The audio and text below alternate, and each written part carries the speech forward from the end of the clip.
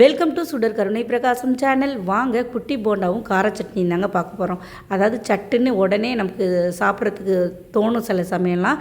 அந்த மாதிரி டைமில் டக்குன்னு செஞ்சு முடிச்சிடலாம். இதுக்கு 1 கப்பு இட்லி மாவு இருந்தால் போதுங்க. கடகடன்னு செஞ்சு முடிச்சிடலாம். சில பல இன்க்ரீடியன்ட்ஸ் சேர்த்தா போகிறோங்க. குட்டி போண்டா ரொம்ப சூப்பராக பர்ஃபெக்டாக எண்ணெய் குடிக்காமல் நமக்கு வரும். வாங்க அது எப்படி செய்யலான்னு பார்க்கலாம். இதுக்கு 1 கப் அளவுக்கு இட்லி மாவு எடுத்திருக்கேங்க. இந்த இட்லி மாவு ஒரு நாள் புளிச்ச மாவாக இருக்கணும். அதாவது நாள் அரைச்ச மாவாக இருந்தால் கரெக்டாக இருக்கும். ரொம்ப புளிச்ச மாவு வேண்டாம்.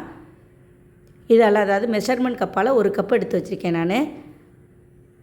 இந்த மாவு இந்த கன்சிஸ்டன்சியில் இருக்கணும். அப்போ தான் மற்ற பொருளெல்லாம் சேர்க்குறப்ப நமக்கு கரெக்டாக இருக்கும். இதுக்கு ஒரு சின்ன மசாலா அரைக்க போகிறோம். 4 பூண்டு பல், ஒரு 5 வரமிளகாவை தண்ணியில் ஊற போட்டிருந்தேன். இதை நல்லா பேஸ்ட்டாக மிக்ஸி ஜாரில் போட்டு அரைச்சி எடுத்துகிட்டு வந்துடுங்க. இந்த மாதிரி பூண்டும் வரமிளகாவும் அரைச்சி சேர்க்குறப்ப ரொம்ப நல்லாயிருக்கும். 1 table spoon rava, 1 table spoon அரிசி மாவு. இது நம்ம தண்ணி நீர்த்து போகாமல் இருக்கிறதுக்காக சேர்க்குறோம். அப்புறம் நம்ம அரைச்ச வரமிளகா பூண்டு பேஸ்ட்டை இதில் சேர்த்துக்கலாம். இந்த இட்லி மாவில் 1 டேபிள் ஸ்பூன் ரவை சேர்த்துருக்கேன். 1 டேபிள் ஸ்பூன் அரிசி மாவு நீங்கள் இடியப்பம் மாவு இருந்தால் கூட சேர்த்துக்கலாம். சேர்த்து நல்லா கலந்து விட்டுருங்க. இந்த மாதிரி கன்சிஸ்டன்சியில் இருக்கணும். ரொம்ப தண்ணியாக இருக்கக்கூடாது. தண்ணியாக இருந்தால் எண்ணெய் குடிக்கும். இந்த ரவாவும் அரிசி மாவும் சேர்த்துருக்கிறதுனால இந்த இட்லி மாவில் இருக்க தண்ணியை அது இழுத்துக்கிட்டு ஒரு 10 நிமிஷம் அது ஊறட்டுங்க. அதுக்குள்ளே நம்ம வெங்காயம் இதெல்லாம் அரிஞ்சிட்டு எடுத்துகிட்டு வந்துடுறேன். இப்போ சின்ன வெங்காயம் ஒரு 2 கைப்பிடி அளவுக்கு சேர்த்துக்கிறேங்க. நல்லா பொடியாக கட் பண்ணி இதில் சேர்த்துக்கலாம். சில பேர் வதக்கிட்டு கூட சேர்ப்பாங்க. நம்ம பொரிக்க தான் போகிறோம். அது நல்லா கிரிஞ்சியாக இருக்கும். அதுக்காக தான் நான் பச்சையாகவே சேர்க்குறேன். பச்சை மிளகாய் நம்ம ஏற்கனவே மிளகாய் அரைச்சி போட்டிருக்கோம். அதனால் பச்சை மிளகாய் ஒன்று கட் பண்ணி சேர்த்துருக்கேன் பொடியாக. கருவேப்பிலை, கொத்தமல்லி கொஞ்சம் சேர்த்துக்கோங்க. அவ்வளோதான்.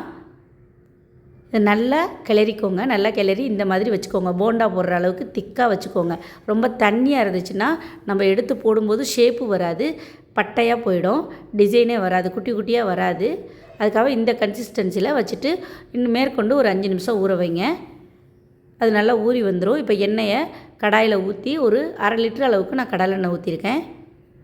குட்டி குட்டியாக இப்போ மிதமான சூட்டில் போடுங்க. ரொம்ப ஃபயர் அதிகமாக வச்சிடாதீங்க, செவந்து போயிடும். மிதமான சூட்டில் வச்சு குட்டி குட்டியாக போட்டு எடுங்க. இது குழந்தைங்களுக்கு ரொம்ப பிடிக்குங்க. சின்னதாக இருக்குது. ரெண்டாவது லைட்டாக புளிப்பு, காரம் இதெல்லாம் சேர்ந்து இருக்கிறதுனால இந்த போண்டா நல்ல டேஸ்டியாக இருக்குங்க. நம்ம நார்மலாக கடலை மாவு, உளுந்து மாவு இதிலெல்லாம் போடுவோம். இட்லி மாவில் போடுறப்ப லைட்டாக நம்மளுக்கு அந்த புளிப்போடு சேர்ந்து அந்த போண்டா ரொம்ப நல்லாயிருக்கும். குழந்தைங்களுக்கு ரொம்ப பிடிக்கும். அது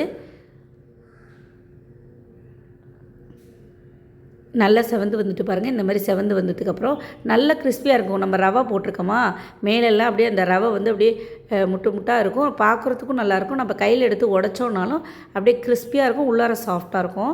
பாருங்கள் எவ்வளோ அழகாக வந்திருக்கு பாருங்கள். குட்டி போண்டா ஈஸி தாங்க. எண்ணெயே குடிக்காது. நான் சொன்ன கன்சிஸ்டன்சி அளவில் நீங்கள் எல்லா பொருளும் சேருங்க, கரெக்டாக இருக்கும். இப்போ எல்லாத்தையுமே பொரித்து எடுத்தாச்சு. பார்க்குறதுக்கு நம்ம டீ கடை, மெதுபக்கடா மாதிரி இருக்கும். இப்போ எல்லாத்தையுமே நல்லா எல்லா மாவையுமே நான் குட்டி குட்டியாக போட்டு பொரித்து எடுத்து வச்சுட்டேங்க. இப்போ இதுக்கு ஒரு கார சட்னி அரைச்சிடலாம். சிம்பிள் தாங்க. கடலைப்பருப்பு, உளுத்தம்பருப்பு சேர்த்து வச்சு நம்ம அரைக்க போகிறோம். ஒரு 2 டேபிள் ஸ்பூன் கடலெண்ணெய் ஊற்றிருக்கேன். 1 டேபிள் ஸ்பூன் கடலைப்பருப்பு, ஒரு அரை டேபிள் ஸ்பூன் உளுத்தம்பருப்பு சேர்த்துருக்கேன்.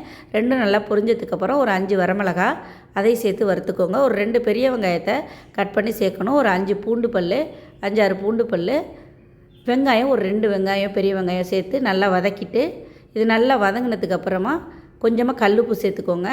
சேர்த்துட்டு ஒரு 2 தக்காளியை, சின்ன சைஸ் தக்காளியை இதை நறுக்கி சேர்க்குறோங்க. அவ்வளோதாங்க இந்த சட்னி. சிம்பிள் சட்னி தான், ஆனால் ரொம்ப நல்லாயிருக்கும். இந்த குட்டி போண்டாவுக்கு இது ரொம்ப நல்லாயிருக்கும். ஒரு சின்ன சைஸ் தக்காளி, 2 தக்காளியை நான் கட் பண்ணி சேர்த்துருக்கேன். இது நல்லா வதக்கிட்டு ஆற வச்சுட்டு மிக்ஸி ஜாரில் போட்டு அரைச்சி எடுத்துகிட்டு வந்துடலாங்க. இப்போ அரைச்சி எடுத்துகிட்டு வந்துட்டேன். இப்போ தாளிப்பு கொடுத்துடலாம். கடுகு, உளுத்தம்பருப்பு போட்டுட்டு கருவேப்பிலை போட்டு தாளித்தோன்னா சட்னி ரெடி. அதுவும் நீங்கள் தேங்காய் சட்னியெல்லாம் விட இந்த மாதிரி கார சட்னி வச்சுட்டு, அதாவது வெங்காயம் தக்காளி வதக்கி வச்சு நீங்கள் சட்னி அரைச்சி சாப்பிடுங்க. பச்சையாக அரைச்சிங்கன்னா அந்தளவுக்கு இந்த கார போண்டாவுக்கு நல்லா இருக்காது. இந்த மாதிரி வதக்கி வச்சுட்டு ஒரு சட்னி அரைச்சி வச்சுட்டு நீங்கள் இந்த கார போண்டாவை குட்டி கார போண்டாவை செஞ்சு சாப்பிடுங்க. அவ்வளோ டேஸ்ட்டாக இருக்கும். குழந்தைங்கெல்லாம் 5 நிமிஷத்தில் காலி ஆகிடும். ஒரு கப்பு மாவு எடுத்தால் கூட பத்தாது, எல்லோரும் அள்ளி சாப்பிடுவாங்க. அந்தளவுக்கு டேஸ்டியாக இருக்கும். இந்த குட்டி கார போண்டா உங்களுக்கு பிடிச்சிருந்துச்சுன்னா சுடர் கருணை பிரகாசம் சேனலுக்கு மறக்காமல் சப்ஸ்கிரைப் பண்ணுங்கள், லைக் பண்ணுங்கள், ஷேர் பண்ணுங்கள், கமெண்ட் பண்ணுங்கள். எப்போது போல் சப்போர்ட் பண்ணிகிட்டே இருங்க. அதே மாதிரி ஹைப் பட்டன் ஹைப் கொடுக்க மறந்துடாதீங்க. ஹைப் கொடுங்க இந்த வீடியோவுக்கு. நன்றி, வணக்கம்.